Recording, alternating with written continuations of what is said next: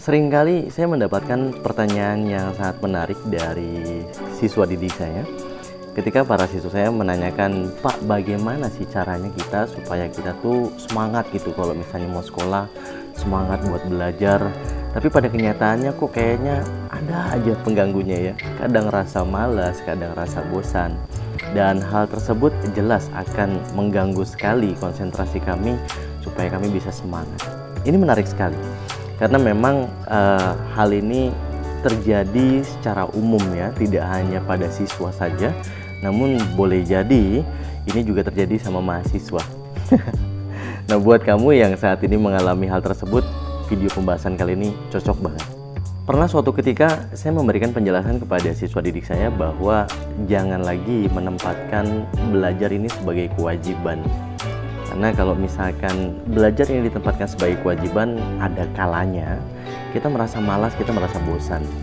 Dan ketika menjalaninya pun akhirnya dengan sangat berat hati, ya tentu rasa malas juga yang menghampirinya ya.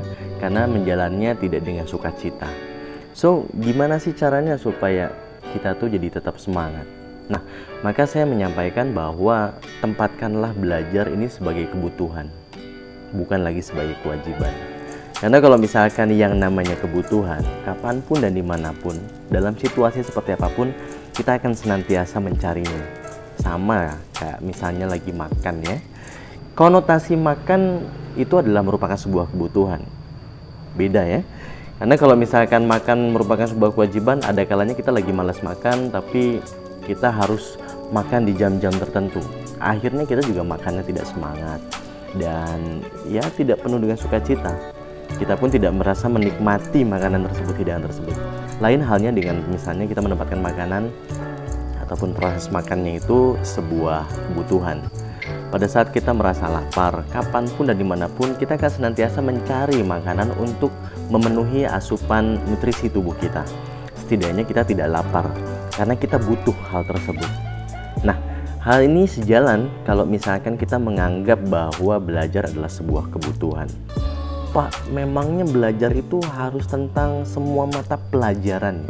Tidak. Jadi proses belajar bisa dengan hal apapun. Kita bisa belajar kapanpun dan dimanapun. Medianya apa, Pak?